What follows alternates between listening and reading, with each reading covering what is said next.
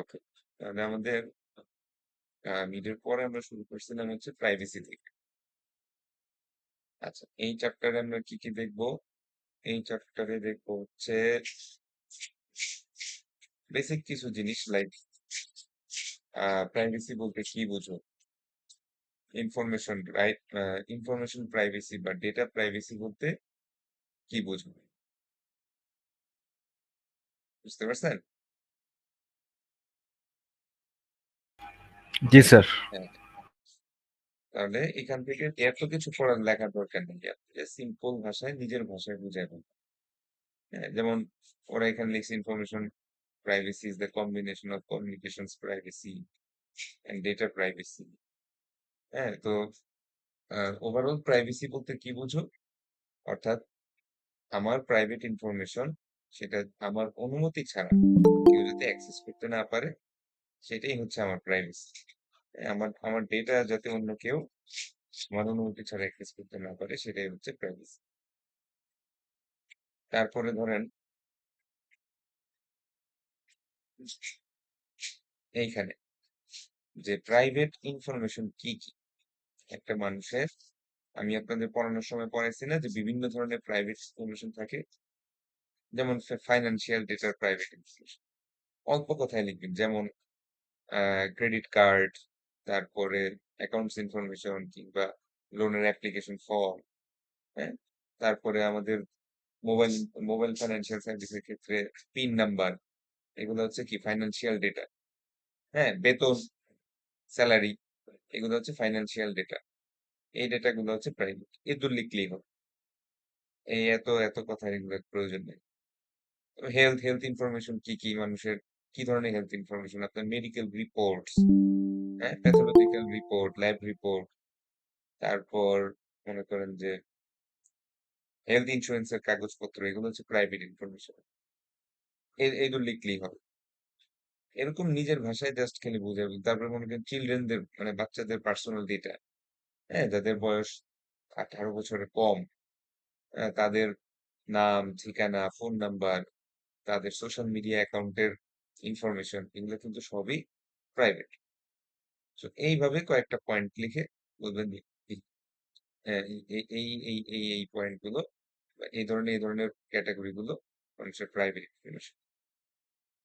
পারবেন না? এত কথা লিখবেন না, জাস্ট সিম্পল 2-4 লাইনে যদি একটা প্রশ্ন আসে যে প্রাইভেসি বলতে কি বুঝো, মানুষের প্রাইভেট ইনফরমেশন কি কি, পারবেন না লিখতে এটা অ্যান্সার?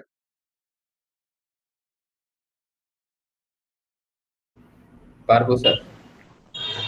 সংক্ষিপ্ত ভাবে ছোট করে লিখবেন, খেয়াল করে দেখবেন যে ওটার পাশে নাম্বার কত আসছে, যেটা আসছে সেটা।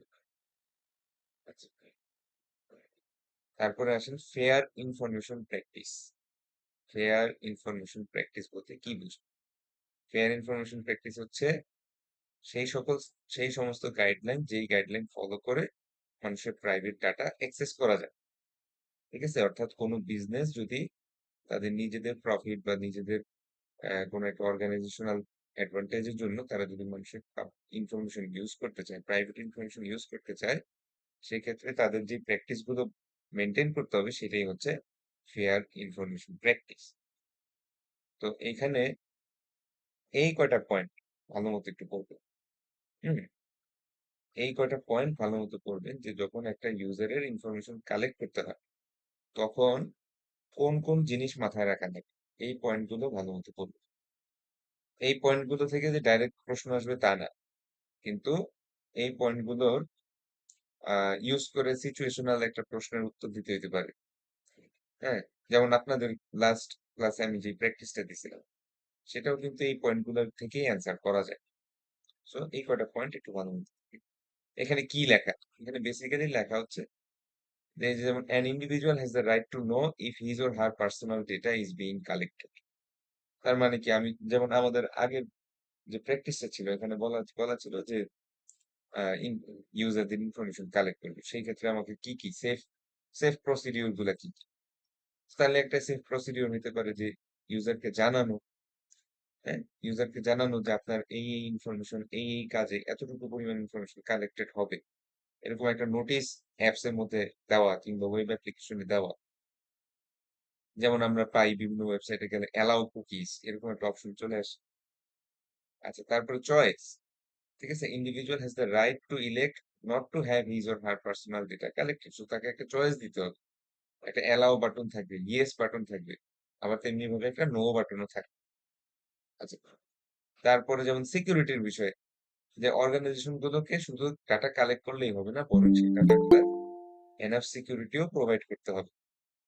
ডাটাগুলো এনাফ সিকিউরিটিও প্রোভাইড করতে হবে। এই কটা জিনিস এখানে লেখা আছে, এই কটা পয়েন্ট খুব ভালো মতো পড়বে। The basic tenets of fair information practice.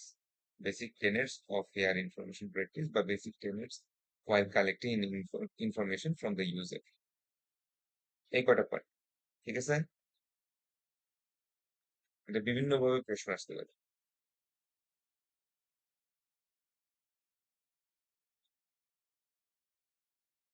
তারপর হচ্ছে কনজিউমার প্রোফাইলিং। এই এই অংশটুকু কনজিউমার প্রোফাইলিং, এটার উপর আমরা অলরেডি গত ক্লাসে আলোচনাও করছি। লাস্ট ক্লাসের লেকচারটাও দেখেন। কনজিউমার প্রোফাইলিং এখান থেকে হয়তো একটা সিচুয়েশনাল প্রশ্ন হয়েছে, যেমন গত ক্লাসে আপনাদের একটা প্রশ্ন দিছি, এরকম একটা প্রশ্ন আসতে পারে।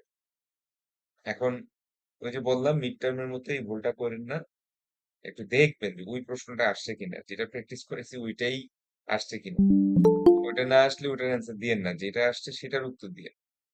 এই গত মিড টার্মে কিন্তু সবাই করছেন কি, কুইজের প্রশ্ন আল্লাহর রাস্তায় তুলে দিই, সেটা করেন না। ঠিক আছে, পরীক্ষায় যদি ওইটা আসে তাইলে উত্তর দেন, না আসলে ওটা উত্তর দিয়েন, সেটা হলো কথা। ঠিক আছে,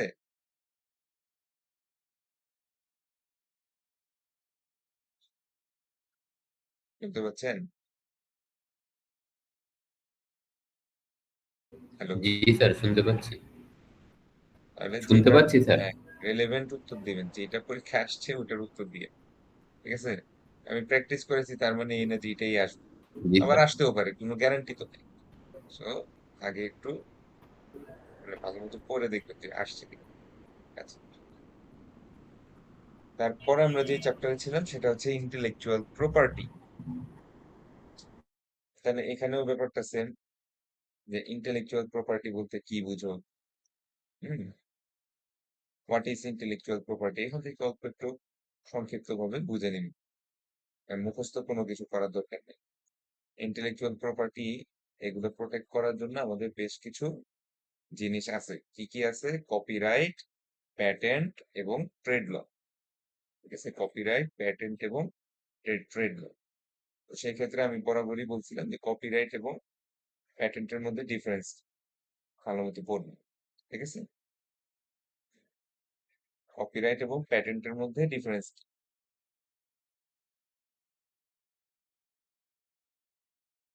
বুঝছেন? জি স্যার। তারপরে আসেন, এই যে কপিরাইট এবং প্যাটেন্টের মধ্যে ডিফারেন্স কি, এটা সরাসরিও আসতে পারে। আবার একটা কোন একটা সিচুয়েশন, যেমন কথার কথা বললো যে আহ, আপনি একটা সং রিলিজ করবেন বাজারে। হ্যাঁ, সেই সং এর জন্য অ্যাপ্রোপ্রিয়েট কোনটা, কপিরাইট নাকি প্যাটেন্ট? যেটাই উত্তর দেন না কেন সেটার পক্ষে কিছু পয়েন্ট লিখতে হবে, যে আমি এই পয়েন্টের কারণে, যেমন আপনারাই বলেন তো যে একটা সং রিলিজ করলে সেটার জন্য কোনটা অ্যাপ্রোপ্রিয়েট বেশি, কপিরাইট নাকি copyright, patent? Copyright sir. Copyright. তাহলে কপিরাইট। আপনি বললেন কপিরাইট, ঠিক আছে, কিন্তু বললেই হবে না, সেটার সেটার পিছনে কিছু যুক্তি লিখতে হবে। ওই যে বললাম ডিফারেন্স, ওই যুক্তিটা ডিফারেন্সের, তাহলে স্যার ডিফারেন্স গুলা দিয়ে দিব। হ্যাঁ ডিফারেন্সের থেকে লিখবেন, বোঝাই লিখবেন। আবার কেউ যদি বলে যে একটা ফার্মাসিউটিক্যাল কোম্পানির, হ্যাঁ, একটা ফর্মুলা, হ্যাঁ, নতুন একটা ফর্মুলা, সেটা কপিরাইট করলে ভালো না প্যাটেন্ট করলে ভালো? Patent sir, patent. সেটা আবার প্যাটেন্ট বলতেছেন। কেন বলতেছেন? কারণ ওটা হয়তো হতে পারে একটা সাইন্টিফিক ইনভেনশন, এই জন্য। হ্যাঁ। তারপরে ওইটার থেকে আমি আরো বেশি প্রোটেকশন পাবো। কেউ যদি কপিরাইট ভঙ্গ করে, ধরেন কথার কথা কপিরাইট ভঙ্গের জন্য তার জরিমানা হলো 2 লাখ টাকা, আর প্যাটেন্টের জন্য তার এটা হবে 20 লাখ টাকা। তো স্বাভাবিকভাবেই আমি বেশি বেশি যেটাতে পাওয়া যায় সেটার পিছনে যাব। কিন্তু প্যাটেন্টের সমস্যা হচ্ছে, প্যাটেন্ট একটা প্যাটেন্ট করলে সেটা দ্বিতীয় কোনো ইনভেনশন প্যাটেন্ট করতে পারে না, এটা 1 নাম্বার। আর 2 নাম্বার হচ্ছে যে প্যাটেন্টের অ্যাপ্লিকেশন প্রসেসটাও লং এবং এক্সপেন্সিভ, সহজে পাওয়া যায় না, তাই তো? কিন্তু কপিরাইটটা খুব ইজিলি অ্যাভেলেবল, খুব ইজিলি কপিরাইটের প্রোটেকশনটা পাওয়া যায়। তো কপিরাইট এবং প্যাটেন্টের বেসিক পার্থক্যগুলো গত ক্লাসেও পড়াইছি, আজকেও বলে দিলাম। এটা একটু ভালো মতো পয়েন্ট আকারে বানায় নিবেন, ঠিক আছে? নিজেদের খাতায় টাতায় লিখে রাখবেন, যাতে পড়তে সুবিধা হয়। আর সিচুয়েশন যেটা আসবে সেটা বুঝতে হবে, সিচুয়েশন কি, কি ডিমান্ড করতেছে, কোন দিকে গেলে ভালো হবে সেটা আপনাদেরকে নিজেরা বুঝে সেই দিকে নিতে হবে। আচ্ছা, হ্যাঁ, যেমন এখানে লেখা আছে সফটওয়্যার প্যাটেন্টস। তার মানে এই এই অংশটুকুর মধ্যে মূলত লেখা আছে সফটওয়্যারের ক্ষেত্রে প্যাটেন্ট করলে ভালো নাকি ইয়া করলে ভালো। হ্যাঁ, আমাদের ক্লাসরুমেও কিন্তু স্লাইডের মধ্যে এরকম একটা স্লাইড আছে যে সফটওয়্যার সফটওয়্যার প্যাটেন্ট করলে ভালো নাকি কপিরাইট করলে ভালো, এই বিষয়গুলো একটু দেখবো। আচ্ছা, ট্রেড সিক্রেট, ট্রেড সিক্রেট বলতে কি বুঝো? এখানে ট্রেড সিক্রেট এবং এমপ্লয়ি, এই পার্টটুকু ভালো মতো করবে। এমপ্লয়িজ এন্ড ট্রেড সিক্রেট, এখানে দুটা টার্ম আছে, নন ডিসক্লোজার এবং নন কম্পিট। নন ডিসক্লোজার এবং নন কম্পিট, এই দুইটা টার্ম মানে কি, কেন কেন ব্যবহার করা হয়েছে খেয়াল রাখবেন। এই দুইটা মূলত ট্রেড সিক্রেট, ট্রেড সিক্রেট গুলো প্রোটেক্ট করার জন্য মূলত এই দুইটা ক্লজ এমপ্লয়ীদের সাথে কোম্পানিগুলো কি করে, এস্টাবলিশ করে থাকে। এই দুইটা ক্লজ এমপ্লয়ীদের সাথে করে থাকে হচ্ছে কোম্পানিগুলো for the protection of trade secrets. ঠিক আছে, এখন এই দুইটা ক্লজ কি মানে কি কি, এই যেমন নন ডিসক্লোজার মানে কি, কেউ একজন বলুন তো। নন ডিসক্লোজার, এই যেখানে লেখাই আছে স্যার যে departing employees cannot take copies of computer programs or reveal the details of software owned by firm। তো এটা তো সফটওয়্যারের ক্ষেত্রে লিখছে, বাট বাই জেনারেল হচ্ছে নন ডিসক্লোজার মানে হচ্ছে যে আপনি, হ্যাঁ, কর্মরত অবস্থায় অথবা কাজ ছেড়ে দিলেও কোম্পানির কোনো সিক্রেট ইনফরমেশন অন্য কোনো কোম্পানিকে রিভিল করতে পারবেন না। যদি রিভিল হয় তখন আপনাকে বলা হবে আপনি নন ডিসক্লোজার ক্লজ ভঙ্গ করছেন, এবং আপনার কথার কথা একটা ক্লজে একটা শাস্তির ব্যবস্থা লেখা থাকবে। আর নন কম্পিট মানে হচ্ছে সরাসরি কম্পিটিটর কোনো কোম্পানিতে একটা সার্টেন অ্যামাউন্ট অফ টাইম পর্যন্ত জয়েন করা যায় না। ঠিক আছে, ইন্টেল থেকে সরাসরি লাভ দিয়ে এএমডি তে জয়েন করতে পারবে না। বুঝতে পারছেন আমার কথা? জি স্যার। ওকে। প্লেজারিজম, প্লেজারিজম বলতে কি বুঝো, এক দুই লাইনে লিখবেন। তারপর প্লেজারিজম কেন একাডেমিক একাডেমিক সেক্টরে কেন প্লেজারিজমকে একটা ক্রাইম বলা হয়, এই ব্যাপারগুলো খেয়াল করবেন। এই ব্যাপারগুলো নিয়ে দুই চার লাইন সংক্ষিপ্ত ভাষায় লিখবেন। প্লেজারিজম কি, একাডেমিক লাইফে প্লেজারিজম কেন ক্রাইম হিসেবে বিবেচনা করা হয়। ওকে। আচ্ছা, কথার কথা প্লেজারিজম থেকে আমি যদি একটা প্রশ্নের মতো দেই, যে আপনি আপনার বন্ধুর থেকে একটা অ্যাসাইনমেন্ট নিলেন, এখন অ্যাসাইনমেন্টটা আপনি নিজের বলে চালাইতে চাচ্ছেন। যদি আপনি আপনার বন্ধুকে সাইট করেন, হ্যাঁ, সাইট করলে যেটা হবে, আপনার শিক্ষক বলবে ও এটা তো আর নিজের থেকে আনে নাই, সে সাইটেশন মানে আরেকজনের থেকে হেল্প নিছে, সেক্ষেত্রে হয়তো আপনাকে নাম্বার দিল কথার কথা 5। আর আপনি যদি পুরো অ্যাসাইনমেন্টটাই বলেন যে স্যার এটা পুরোটাই আমার নিজের করা, কোনো সাইটেশন না দেই, এবং আমি যদি নিজের কাজ বলে চালাই দেই, তখন সেই ক্ষেত্রে হয়তো আমার অ্যাসাইনমেন্টের কোয়ালিটি অনুসারে আমি নাম্বার পাবো 8, 9। তাহলে এটার ইথিক্যাল ইস্যুগুলা কি কি, এরকম যদি লিখতে দিই পারবেন না? নিজের ব্রেন থেকে দুই চারটা কথা লিখবেন। ওকে। জি স্যার। যেমন কথার কথা যে প্লেজারিজম ঠেকানোর উপায় কি, প্লেজারিজম ঠেকানোর উপায় হচ্ছে অরিজিনাল অথারের ইনফরমেশন যখন আমি ইউজ করব, তাকে রেফার করা, তাকে সাইটিং তার, করে দিব। হ্যাঁ, তাকে ইনটেক্স সাইটেশন করা, তার তার ফুল লিঙ্ক সহ তার সমস্ত অরিজিনাল ইনফরমেশনের সোর্সটাকে রেফারেন্স সেকশনে রেফার করা, হ্যাঁ, তারপরে প্রপার একটা কোনো সাইটেশন স্ট্রাকচার মেনটেন করা, ঠিক না? এই জিনিসগুলো করলেই কিন্তু আপনাদের জি স্যার। কি হয়ে যাচ্ছে, লেখার মধ্যে প্লেজারিজম থাকতেছে না।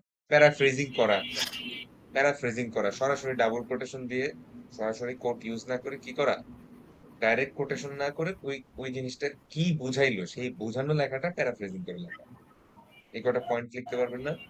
যদি এরকম পরীক্ষায় আসে প্রশ্ন যে বন্ধু, জি ঠিক স্যার, আছে ট্রাই করব। বন্ধুর অ্যাসাইনমেন্ট আমি নিতে পারবো, কিন্তু সেই ক্ষেত্রে তাকে সাইটেশন করতে হবে।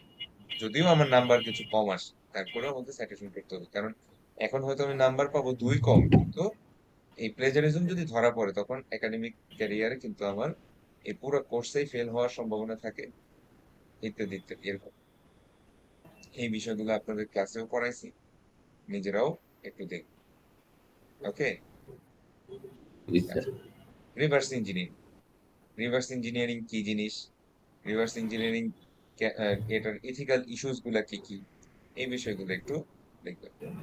রিভার্স ইঞ্জিনিয়ারিং অর্থ হচ্ছে একটা সফটওয়্যার ডেভেলপার কোম্পানি একটা সার্টেন ডেভেলপমেন্ট প্রসেস ইউজ করে, হ্যাঁ, অনেকগুলা মানুষ ইনভলভ থাকে এবং অনেকগুলা প্রসেস, সময়, টাকা সবকিছুই তারা ইনভেস্ট করে কিন্তু সফটওয়্যারকে ডেভেলপ করে। রিভার্স ইঞ্জিনিয়ারিং মানে হচ্ছে ডেভেলপ কোনো সফটওয়্যার থেকে উল্টা প্রসেসে, ডেভেলপ কোনো সফটওয়্যার থেকে উল্টা প্রসেসে ওটার কোড বের করে নিয়ে আসা। হ্যাঁ, সেটা ডিকম্পাইলার হইতে পারে। হ্যাঁ, সেটা ইভেন এই যে আমরা যেমন যে কোনো ওয়েবসাইটে যে কোনো ওয়েব অ্যাপ্লিকেশনে গেলে আমরা কিন্তু দেখবেন ইন্সপেক্টে গেলে তার এইচটিএমএল সিএসএস কোডটা দেখতে পারি।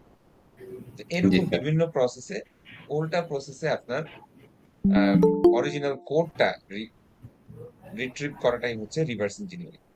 তো সেটার এথিক্যাল ইস্যু সম্পর্কে একটু লেখালেখি করবো। বুঝতে পারছেন যে রিভার্স জি ইঞ্জিনিয়ারিং স্যার।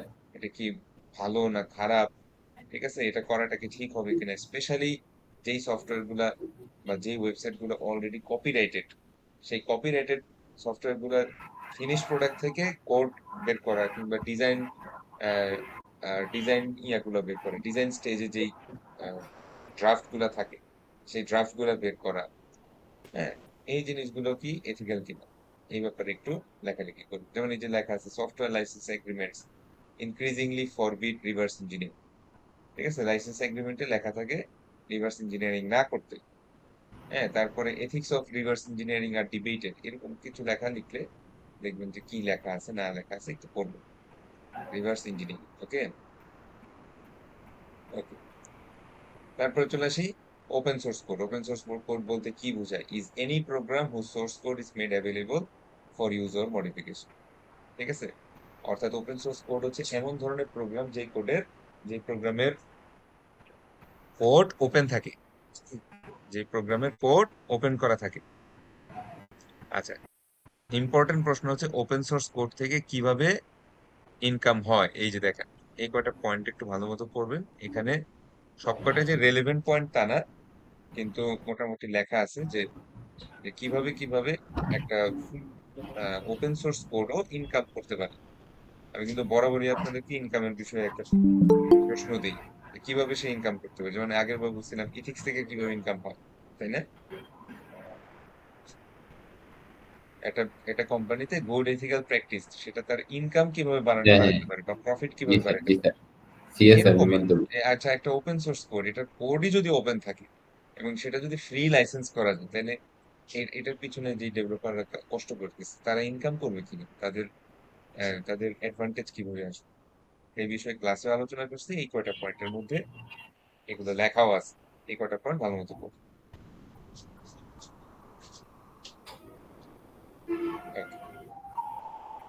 Okay, আর কিছু আছে?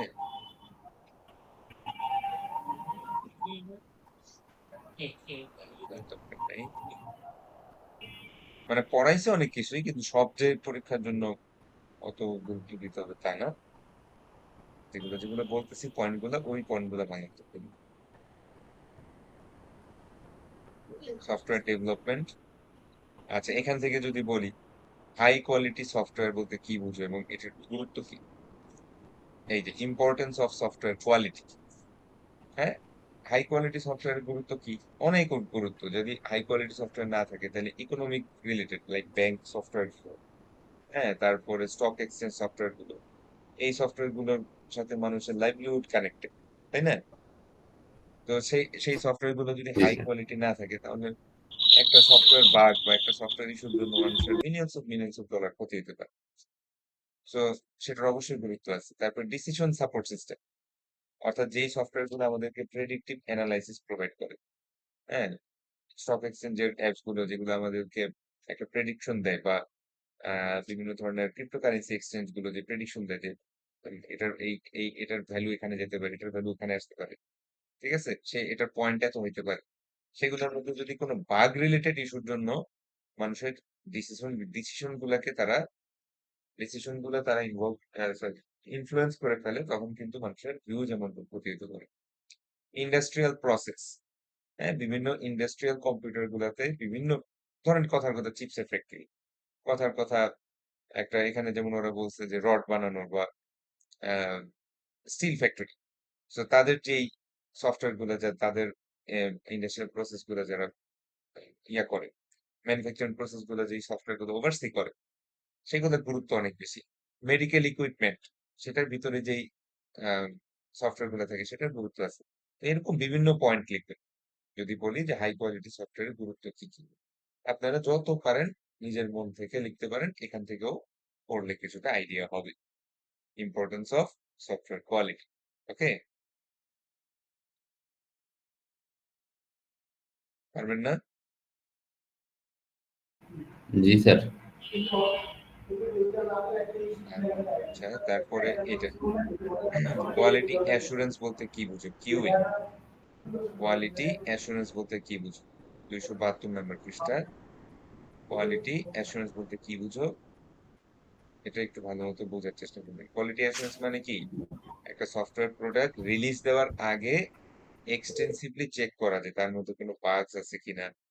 হ্যাঁ, তার মধ্যে এক্সপেক্টেড, আমি যদি ইনপুট গুলো দেই, সেই ইনপুটের এগেইনস্টে এক্সপেক্টেড আউটপুট গুলো আসে কিনা, সেই ব্যাপারে যে টেস্টিংটা হয়, সেই টেস্টিংটাকে আমরা কোয়ালিটি অ্যাসুরেন্স বলি। ডেভেলপমেন্ট লাইফ সাইকেলে এটা একটা খুব গুরুত্বপূর্ণ part, quality assurance.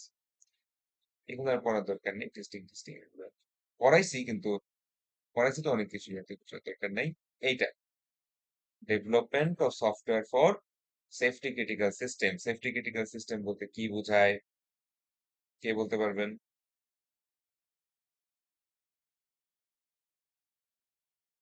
Safety critical system,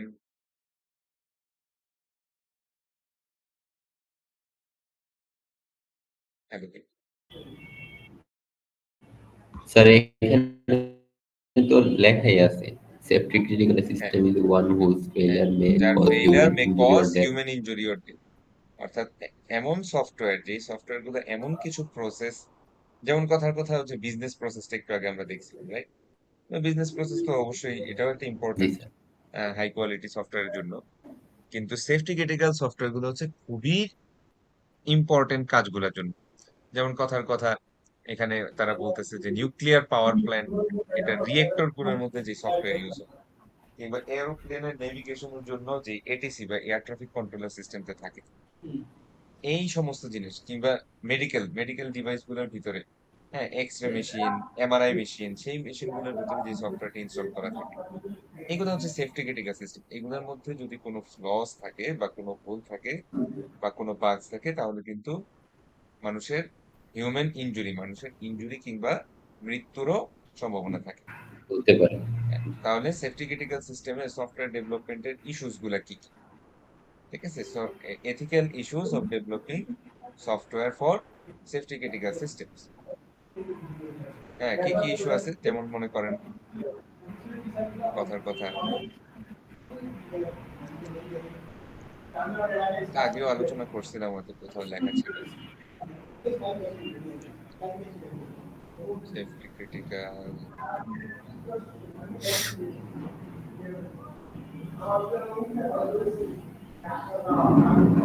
আচ্ছা যাই হোক, আমি লিখে দিই আবার। তো বিভিন্ন ধরনের ইস্যু থাকে সেফটি ক্রিটিক্যাল সিস্টেমের সফটওয়্যার ডেভেলপমেন্টের সময়। হ্যাঁ, যেমন চিন্তা করতে পারেন যে একটা ইস্যু হইতে পারে যে সফটওয়্যার কোম্পানিগুলো যখন বেসিক্যালি সফটওয়্যার ডেভেলপমেন্ট প্রসেস তারা যেটা ফলো করে, ঠিক আছে, তাদের এই ডেভেলপমেন্ট প্রত্যেকটা প্রসেস সেফটি ক্রিটিক্যাল সিস্টেমের জন্য রিপিট করা লাগে, প্রত্যেকটা প্রসেসে চেক করে আবার রিচেক করা লাগে। যার কারণে কি হয়, cost and time for development বেড়ে যায়। ঠিক আছে? জি স্যার। একটা সফটওয়্যার ডেভেলপমেন্টের জন্য যখন নর্মাল ডেভেলপমেন্ট প্রসেসের তুলনায় আরো এক্সট্রা এফোর্ট দেওয়া লাগে, কোয়ালিটি অ্যাসুরেন্স ডাবল করে করা লাগে, প্রত্যেকটা স্টেপে আপনার ডাবল করে করা লাগবে, চেক করে রিচেক করা লাগে, সেজন্য কি হয়, কস্ট এবং কস্ট এবং টাইম মানে অনেক সময় লাগে, অনেক দাম বেড়ে যায়। কিন্তু সমস্যা হচ্ছে দেয়ার ইজ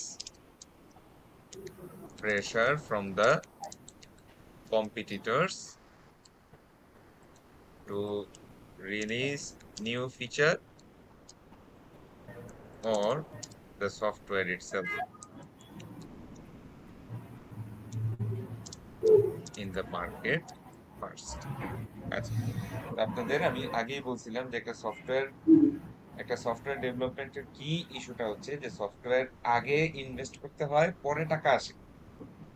সফটওয়্যারের ক্ষেত্রে একটা নতুন ফিচার আগে ডেভেলপ করে রিলিজ করতে হয়, অথবা নতুন একটা সফটওয়্যার যদি থাকে, এক্সিস্টিং সফটওয়্যার যদি থাকে নতুন ফিচার ডেভেলপ করার, আর যদি একেবারেই নতুন সফটওয়্যার থাকে সেটা মার্কেটে আগে রিলিজ দিতে হয়, তারপরে ইউজার সেটা ইউজ করে টাকা দেয়, তাই তো? আচ্ছা, জি তাহলে স্যার। সেফটি ক্রিটিক্যাল সিস্টেম, যেমন কথার কথা এয়ার ট্রাফিক কন্ট্রোলার সিস্টেম, এইটা ডেভেলপ আপনাকে করতে এমনিই কস্ট এবং টাইম অনেক বেশি লাগছে। তারপরে আবার প্রেশার থাকতেছে যে কম্পিটিটররা যদি আগে মার্কেটে চলে আসে, তাহলে কিন্তু তারাই আগে মার্কেটটা ক্যাপচার করে ফেলবে, এবং মার্কেট যদি ক্যাপচার করে ফেলে তাহলে আপনার যে ইনভেস্টমেন্টটা গেছে সেই ইনভেস্টমেন্টে আপনি এনাফ পরিমাণ রিটার্ন পাবেন না। সো যার কারণে একটা এথিক্যাল ইস্যু হয়ে দাঁড়ায় যে যখন ডেভেলপমেন্ট করব, আমাকে যে এত চেক এবং রিচেক করার ব্যাপারটা আসতেছে, সেটা আমি আদৌ করব কিনা। কথা বুঝতে পারছেন? জি তাহলে স্যার। এথিক্যাল ইস্যুটা কি, যে কিউএ বা কোয়ালিটি অ্যাসুরেন্স সাফিসিয়েন্ট সাফিসিয়েন্ট হবে কিনা, সাফিসিয়েন্ট, ঠিক আছে, কোয়ালিটি অ্যাসুরেন্সটা এনাফ পরিমাণ হয়েছে কিনা, এই ব্যাপারে একটা ইথিক্যাল ইস্যু আসে। কারণ এনাফ পরিমাণ কোয়ালিটি অ্যাসুরেন্স করতে গেলে আপনার সময় লাগে যাবে, কিন্তু সময় আবার ওদিকে নাই। একটা কম্পিটিটর সফটওয়্যার ডেভেলপমেন্ট কোম্পানি যদি সেফটি ক্রিটিক্যাল সিস্টেম আগেই ক্যাপচার করে ফেলে মার্কেটটা, তাহলে কিন্তু ওরাই বেশি সেল করবে, তাই তো? সো এটা একটা ইথিক্যাল ইস্যু। তারপরে আরেকটা ইথিক্যাল ইস্যু কি, এই সেফটি ক্রিটিক্যাল সিস্টেমগুলোর জন্য রিডান্ডেন্ট সিস্টেমস ডিজাইন করতে হয়। রিডান্ডেন্ট সিস্টেমস আর রিকোয়ার্ড। আচ্ছা, একটু মাইক্রো অফ করেন।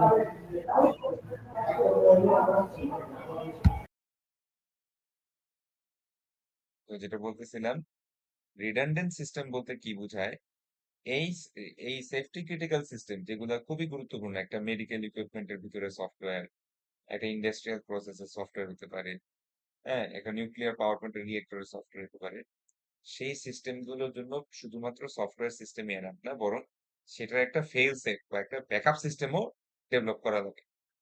এখন সেই ক্ষেত্রে ওই একই কথা, এই ব্যাকআপ সিস্টেম ডেভেলপমেন্ট করার জন্য সময় এবং কস্ট বেড়ে যায়, যার কারণে অনেকেই এই রিডান্ডেন্ট সিস্টেম ডেভেলপ করতে চায় না বা এনাফ পরিমাণ রিডান্ডেন্ট সিস্টেম রাখে না। রিডান্ডেন্ট সিস্টেম না রাখলে সমস্যা হয় কি, আপনার প্রাইমারি সিস্টেম যদি কোনো কারণে ফেল করে, আপনার পুরো প্রসেসটা যাতে ফেল না হয়, আপনার পুরো সফটওয়্যারটা যাতে ফেল না হয়, রিডান্ডেন্ট সিস্টেম ডেভেলপ করলে প্রাইমারিটার বদলে একটা ব্যাকআপও থাকে।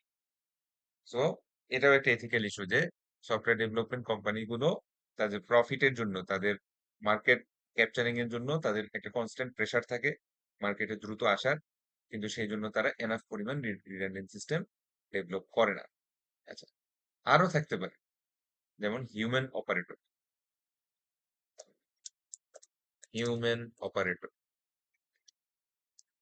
তাহলে দেখেন, আপনি সবই করলেন, আপনার রিডান্ডেন্ট সিস্টেমও আছে, আপনার এনাফ পরিমাণ কোয়ালিটি অ্যাসুরেন্সও করছেন, হ্যাঁ, সাফিসিয়েন্ট পরিমাণ কোয়ালিটি অ্যাসুরেন্সও করছেন, কিন্তু এটা তো চালাবে একজন মানুষ, একজন হিউম্যান অপারেটর এই প্রোগ্রামটা চালাবে। সে যদি তার কোনো অজ্ঞতা হোক বা নিজের জ্ঞানেই হোক, কোনো কারণে সে যদি নিজের বা অন্যের কোনো ক্ষতি করে, ঠিক আছে, আমরা দেখবেন যে, ধরেন কথার কথা, এই যে একটা অপারেটিং সিস্টেম, তো এখান থেকে তো ভলিউম কন্ট্রোল করা যায়, রাইট? দেখবেন ভলিউমটা চাইলেও এত পরিমাণ বাড়ানো যায় না যেটার কারণে কানের কোনো ক্ষতি হয়, তাই তো? ভলিউমটা যদি আমি অনেক পরিমাণ বাড়ায়ও রাখি, তাহলে যেটা হবে, হ্যাঁ, একটা হাই সাউন্ড আসবে, বাট সেই সাউন্ডটা এত পরিমাণ, দেখেন ওরা কিন্তু আমাকে সিস্টেম থেকেই এত পরিমাণ সাউন্ড সিলেক্ট করারই সুযোগ দেয় না, যেটা কি হয় কানের কোনো ক্ষতি করে। ব্যাপারটা কি বুঝছেন? জি স্যার। হ্যাঁ, তার মানে হচ্ছে সেফটি ক্রিটিক্যাল সিস্টেমের জন্য এইরকম ফুল প্রুফ, আমরা এই ওয়ার্ডটাকে অনেক সময় ফুল প্রুফ বলি ইংলিশে, ফুল প্রুফ। হ্যাঁ, যে লাইক একটা বোকা কিংবা একটা ছোট বাবুও যদি এই সিস্টেমটা অ্যাবিউজ করতে চায় সে পারবে না। এইরকম এইরকম ফিচারও আপনার সেফটি ক্রিটিক্যাল সিস্টেমের সফটওয়্যারে রাখা দরকার, যাতে একজন হিউম্যান অপারেটর চাইলেও কি করতে পারে না, আহ, সেই সফটওয়্যারের মাধ্যমে আপনার মানে ডেঞ্জারাস কোনো ক্ষতি মানুষের করতে পারবে না। এই বিষয়ে দেখবেন যে আপনাদের এখানে লেখাও আছে, one of the most human behavior, এই যে এখানে লেখা আছে, is not nearly as predictable as the performance of hardware and software components.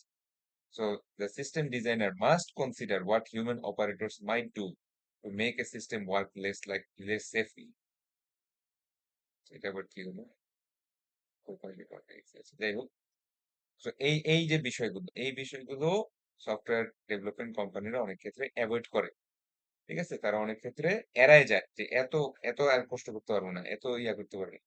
কিন্তু এখানে ইম্পর্টেন্ট বিষয়টা হচ্ছে নরমাল একটা সফটওয়্যার, একটা একটা কোম্পানির জন্য একটা ওয়েব অ্যাপ্লিকেশন বানাই দিলেন, বা একটা কোম্পানির জন্য একটা ই কমার্স অ্যাপস বানাই দিলেন, সেটা এক জিনিস। আর কথার কথা যে বাংলাদেশ বিমানের জন্য আপনি এয়ার ট্রাফিক কন্ট্রোলার সিস্টেম বানাই দিচ্ছেন, সেটা কিন্তু কমপ্লিটলি ডিফারেন্ট ব্যাপার।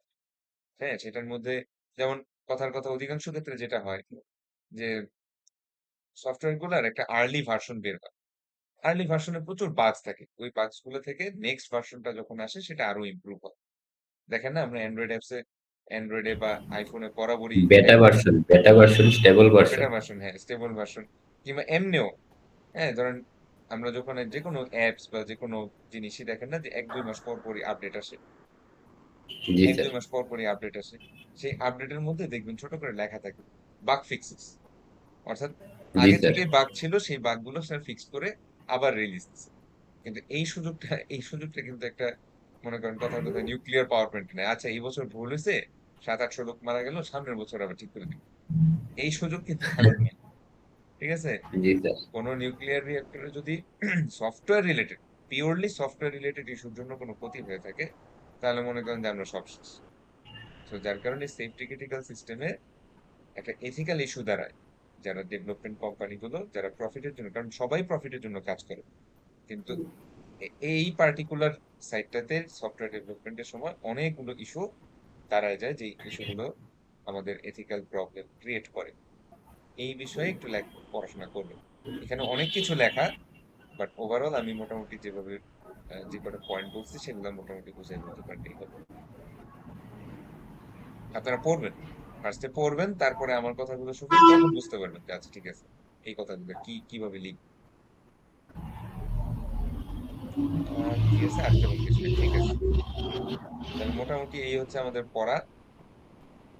আম, পরীক্ষায় হচ্ছে 5টা প্রশ্ন আসবে, ফাইনাল পরীক্ষায় 5টা প্রশ্ন আসবে, তার মধ্যে 4টা প্রশ্নের উত্তর দিতে হবে।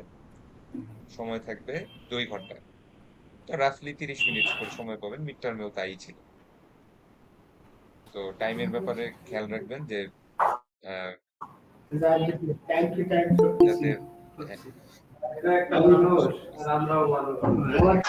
টাইমের ব্যাপারে খেয়াল রাখবেন যে টাইমটা যাতে সঠিক সময়ে আহ ইয়া করা যায়, সঠিক সময় যাতে সুন্দরভাবে উত্তরটা দেওয়া যায়। তারপর প্রশ্ন যেটা থাকবে, প্রশ্নের ডান পাশে মার্ক দেওয়া থাকবে, ওই মার্ক অনুসারে লিখবেন। ধরেন একটা ছোট প্রশ্ন বোঝাই যাচ্ছে যে এই প্রশ্নটার মধ্যে 2 বা 3-এর বেশি মার্ক নাই, সেটার জন্য 3 পৃষ্ঠা লিখলেন। আর আরেকটা প্রশ্ন যেটার মধ্যে 6 মার্ক দেওয়া, সেটার জন্য হাফ পেজও লিখলেন না, স্বাভাবিকভাবেই মার্ক কিন্তু কম আসে। ঠিক আছে, মার্ক বুঝে উত্তর দিবেন, তার মানে ওয়েট অনুসারে কোশ্চেনের ওয়েট অনুসারে অ্যান্সারের কোয়ান্টিটিটা মেনটেন করবেন। যদিও আমি কোয়ান্টিটিতে অত একটা বিলিভ করি না। আর যারা মিড টার্মের খাতা দেখছেন দেখছেন যে মোটামুটি নিজের মতো কিছু লিখলেই নাম্বার চলে আসে।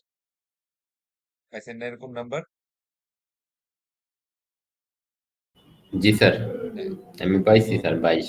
নিজের নিজের আন্ডারস্ট্যান্ডিং থেকে রেলেভেন্ট টপিকে লেখেন, নাম্বার চলে আসবে। ওই প্রশ্নের মধ্যে দুই চারটা লাইন লেখা আছে, সেটাই বারবার প্রত্যেকটা প্রশ্নে লিখে দিচ্ছি, আর ভাবতেছি যে এক কাজ করি, খাতা ভরে রাখি, খাতায় কিছু লেখা থাকলে স্যার মনে নাম্বার দিবে, ওগুলা কিন্তু নাম্বার আসবে, বুঝতে পারছেন? তারপরে জি লেখার স্যার। সময় স্পেলিং গ্রামাটিক্যাল মিস্টেক যাতে কম হয়। কারণ কেন আমি বলি স্পেলিং গ্রামাটিক্যাল মিস্টেকের বিষয়টা, এটা শুধু ইংলিশের জন্য না, অনেক ক্ষেত্রে আপনাদের খাতাগুলো পড়লে বোঝা পর্যন্ত যায় না যে আপনি কি মিন করতেছেন, সেক্ষেত্রে কিন্তু নাম্বার কম আসে। ব্যাপারটা যে সবসময় স্পেলিং এর জন্য তা না, মাঝে মধ্যে এই জিনিসগুলো লেখার কোয়ালিটি এত পরিমাণ খারাপ করে ফেলে যে বোঝা যায় না যে আপনার আইডিয়া কি, হয়তো আপনার আইডিয়া ঠিক মতোই আছে কিন্তু লেখায় এটা এক্সপ্রেস করতে পারেন নাই, সেক্ষেত্রেও নাম্বার কম আসে। তো ওভারঅল আশা করি সবাই আহ, মোটামুটি এই সেমিস্টার ব্যাপী আমরা তো প্র্যাকটিসও করছি বিভিন্ন বিষয়, পরীক্ষায় সমস্যা হবে না। যেগুলো যেগুলো সাজেশনে বললাম ভালো মতো পড়েন, রেকর্ডিং আমি দিয়ে দিব। আচ্ছা, এক্সামের ব্যাপারে আর কারো কোনো কোশ্চেন বা কনফিউশন? না স্যার, ওরকম কোনো আর ইয়ে নাই, কোশ্চেন নাই। অন্যদের, অন্যরা কেউ কিছু বলতে বলেন। না স্যার, ওরকম কোনো কিছু নাই। আচ্ছা, না থাকলে তাহলে মোটামুটি আমাদের ক্লাস, আমাদের এক্সাম কবে দেখি তো? 12 তারিখ স্যার। 12 তারিখে। তাহলে প্রিপারেশন নিয়েন, আমরা অ্যাটেন্ডেন্সের দিকে চলে যাই।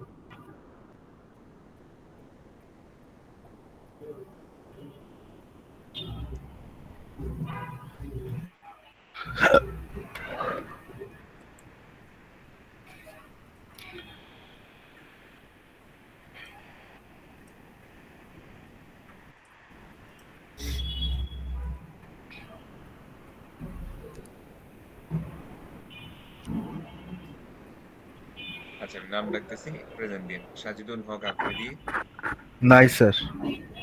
মকসিদ Ahmed, yes sir. MD Mohiuddin Ahmed, yes sir. S M Tanvir Hossain, yes sir. Mohammad Arif Hossain, Yes, sir. Bandhan Kumar Saha, MD Bashir Hossain Bappi,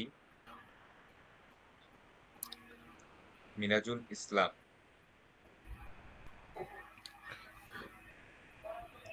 Jihadul Haque, yes sir. Murad Hossain, Yes, sir. সাবিহা খাতুন, Present, sir. Sir, present Afi. হ্যাঁ হ্যাঁ this this, Gazi Mosammat Afia Bilkis, Mosammat Afia Bilkis, MD Motiur Rahman, Present, sir. Kabir Hasan reason,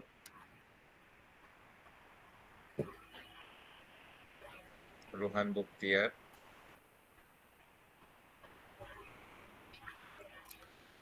Mirza Sohanur Rahman Sohan,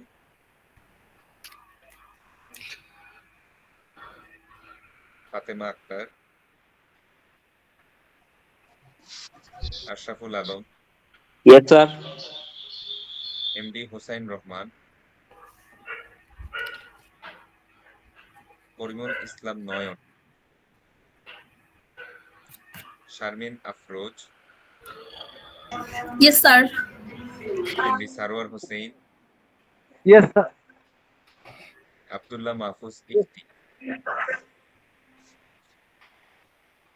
Zubair Ahmed, Present, sir. Minhajul Islam,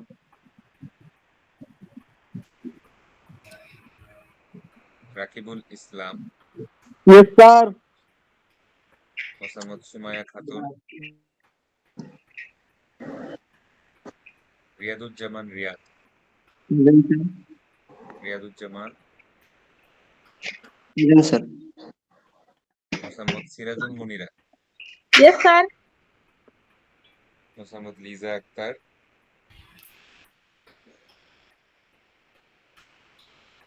Emdadul Haque, Yes, sir. MD Tarek Mahmud,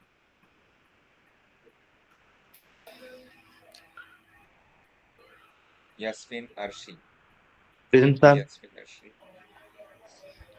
Afrin Sultana, Yes, sir.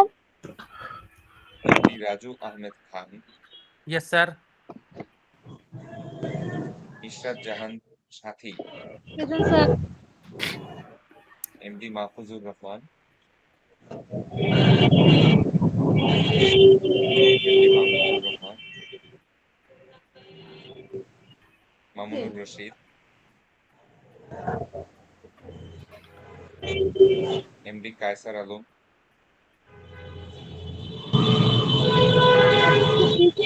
Asher Alam, sir. Hello, sir.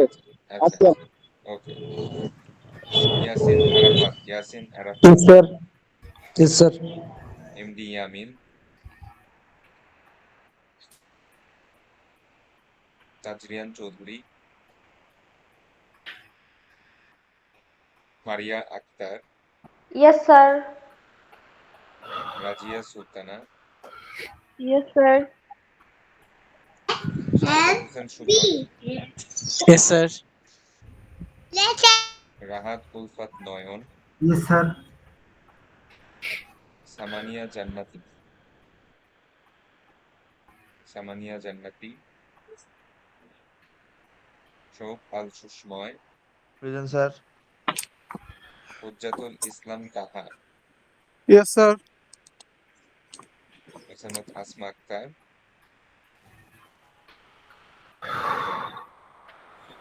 Mosammat Rifa Sanjida Anika, Sir, Fatima, sir. Rifa Sanjida আছেন? Present, sir. আচ্ছা। Tanvir Ahmed, Yes, sir. Tanvir Ahmed. অন্য কে জানি বললেন? Sir আমি ফাতেমা আক্তার। ফাতেমা। অন্য আর কেউ? কেউ কি মেসেজে কিছু লিখছেন? মেসেজে অ্যাটেন্ডেন্স সবাই দিছেন তো অ্যাটেন্ডেন্স? জি স্যার, সবাই মনে হয় দেওয়া হয়েছে। আচ্ছা, তো আমাদের মোটামুটি এটাই সেমিস্টারের লাস্ট ক্লাস। আশা করি এথিক্সের বিষয় বা প্রফেশনাল লাইফের বিভিন্ন ব্যাপারে আমরা অনেক কিছু আলোচনা করছি, অনেক কিছু শিখতে পারছি। আপনাদের কেমন লাগলো এই কোর্সটা? স্যার আলহামদুলিল্লাহ ভালো স্যার। স্যার যথেষ্ট ভালো লাগছে স্যার, স্যার সবচেয়ে মানে অনেক বুঝতে কিছু পারছি শিখতে পারছি বেশি স্যার। এই এই জি স্যার, নতুন সাবজেক্টে। নতুন অনেক কিছু আমরা জানতে পারলাম স্যার, হ্যাঁ, স্পেশালি আপনাদের প্লেজারিজম ক্ষেত্র সম্পর্কে। বিশেষে আপনাদের দেখা যায় যে আপনারা অনেকেই ওয়ার্কিং জি ইভিনিং স্যার। ব্যাচগুলো, তো আপনাদের প্রফেশনাল লাইফের সাথে এই বিষয়গুলো আরো আসবে, অনেক কিছুরই সংশ্লিষ্টতা এখনো আছে, সামনের দিনেও পাবেন। দেখা যায় আমার মর্নিং ব্যাচের স্টুডেন্ট ওইভাবে বুঝে না, কারণ ওরা সেকেন্ড থার্ড সেমিস্টারে পড়ে, ঠিক আছে, তারা এগুলোর নেসেসিটিটা অনেক ক্ষেত্রে বুঝে না। কিন্তু প্রফেশনাল এথিক্স এর, আর আমি দেখি এনভায়রনমেন্টের ব্যাপারে এখানে খুব বেশি আলোচনার সুযোগ পাইনি ক্লাস কমের জন্য, তো হয়তো সামনের দিনগুলোতে এনভায়রনমেন্টের ব্যাপারেও কিছু আলোচনা থাকবে হয়তো এই কোর্সটাতে। তো আশা করি আপনারা সবাই কিছু শিখতে পারছেন। এখন ফাইনাল এক্সামে এটার রিপ্রেজেন্টেশনটা বোঝা যাবে। আগেই বলে দিচ্ছি স্যার, এটা একটা হিউম্যানিটিস কোর্স। আমরা সিএসসি ডিপার্টমেন্টের স্টুডেন্ট, আমরা আমাদের জন্য এই ধরনের কোর্সগুলো কিন্তু একটু প্যারা, রাইট? তো জি স্যার। এই ধরনের কোর্স যাতে কারো রিটেক না করা লাগে, টপিকের উপর কিছু লিখে দিয়েন, কোনো প্রশ্ন ফাঁকা রেখেন না, কিছু নাম্বার আসবে, ফেল করেন না, সোজা কথা। কারণ মিড টার্ম বা কুইজ বা অ্যাটেন্ডেন্সও আছে, অ্যাটেন্ডেন্সটা দেখে। তো এই ব্যাপারগুলো কিন্তু আপনাদের অনেক ক্ষেত্রে এই ফেলের দিকে নিয়ে যাচ্ছে। ফেল করেন না, এই কোর্সটা আবার রিটেক করলে আপনারই একটা টাকা পয়সাও শেষ, নষ্ট, সময় নষ্ট। এটা হচ্ছে 31B1। স্যার আমাদের অ্যাসাইনমেন্টের মার্কসটা প্লিজ একটু যদি দেখাইতেন আর কি, লাস্ট অ্যাসাইনমেন্ট যেটা। এখনো দেখিনি স্যার, ও এখন আচ্ছা আমি আচ্ছা, ঠিক অনেকগুলো আছে। জি সেশনাল স্যার। ফাইনাল নিচ্ছি তো। জি স্যার। হ্যাঁ, তারপরে যেমন আগামীকালই 2টা সেশনাল ফাইনাল, আজকে নিলাম, গতকাল নিছি। তারপরে আবার ফাইনাল এক্সামের কোশ্চেন প্রিপেয়ার করতেছি আপনাদের জন্য। মানে আপনারা তো পরীক্ষা দিবেন 12 তারিখ, কিন্তু এটার কোশ্চেন তো আমাদের অনেক আগেই প্রিপেয়ার করতে হয়, সেটা স্ক্রুটিনাইজ হয়, প্রিন্টিং হয়, সবকিছু হয়। এগুলো আপনাদের অ্যাটেন্ডেন্স বাহ, পয়েন্টে পাস। আলহামদুলিল্লাহ। আলহামদুলিল্লাহ স্যার, 10-এ 10। আর এই যে 8.75 যেগুলো আছে এগুলো 9 বানাই দিব আর কি, বুঝছেন? আলহামদুলিল্লাহ, পয়েন্ট গুলা 10-এ 10। ঘরে দিয়ে দিব। তো এটাই বললাম যে ওভারঅল ফাইনাল এক্সামটা ভালো মতো দেন, যাতে ফেল না আসে, একটা স্টুডেন্টের যাতে ফেল না আসে। জি কিন্তু এই স্যার। যে বললাম যে যারা একটা ক্লাসও করে নাই, হ্যাঁ, ভাবতেছে যে ইউটিউব দেখলেই হবে, শিখে নিব, হবে না। পাস হবেন না। এটা আগেও বলছি, জিনিসটা সহজ, কিন্তু ইরিলিভেন্ট লিখলে কিন্তু আমি কোনো নাম্বার দিই না।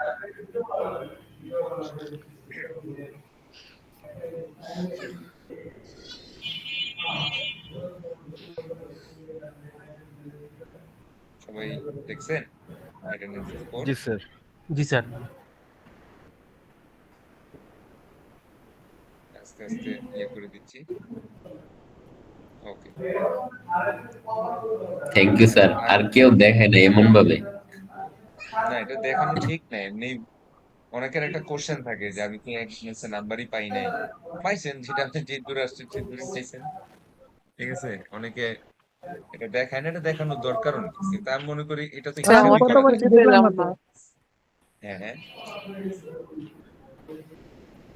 কি বলবো শুনিনি, আরেকবার একটু বলুন। কত স্যার মার্ক পাইলাম অ্যাটেন্ডেন্সটা অ্যাটেন্ডেন্সে সেটা দেখতে পাইনি। দেখতে পান নাই? দেখেই বা কি হবে? হ্যাঁ, দেখেই বা কি সান্ত্বনা, হবে? ধরেন সান্ত্বনা। 10ই পাইছে। 10 তো পাস হবে না। স্যারের নাম কি? তবু সান্ত্বনা। নাম কি আর স্যারের? সান্ত্বনা, আসেন সান্ত্বনা আমরা দিই। নামটা একটু বলেন। মতিউর রহমান। মতিউর রহমান। স্যার 10 পাইছে মতিউর রহমান। ও 10, ওটাই বললাম 10ই পাইলে। 10এ তো পাস হবে না, 40 মার্কের পাস। আর পাস করলেই হবে, এই ধরনের একটা কোর্সে তো অ্যাটলিস্ট বি প্লাস ইজিলি আসবে। হ্যাঁ, এ প্লাসও আসবে অবশ্যই, আমি বিশ্বাস করি যে আপনাদের থেকে 4-5টা এ প্লাস আসবেই। না আসলে এটা আপনার দোষ। আমার দিতে তো সমস্যা নেই, আমি কিন্তু ম্যাথের মতোই নাম্বার দিই। জি স্যার, হ্যাঁ, আমরা মানি স্যার। স্পেলিং, গ্রামার, ইভেন আপনারা যে কপি করছেন, আমি কিন্তু কপি ধরে রাখছি ঠিকই, কিন্তু নাম্বার কাটি নাই। চাইলে কিন্তু নাম্বার কাটতে পারতাম। জি স্যার। প্লেজারিজম, হ্যাঁ, প্লেজারিজমের জন্য অ্যাটলিস্ট নাম্বার তো কাটবো, ফেল না দিই। ইন্টারন্যাশনাল স্ট্যান্ডার্ড হচ্ছে ফেল করায় দেওয়া ওই সাবজেক্টে। আমাদের সোনারগাঁওতে নাইলে আমরা নাম্বার তো কাটবো, নাম্বারও কাটি।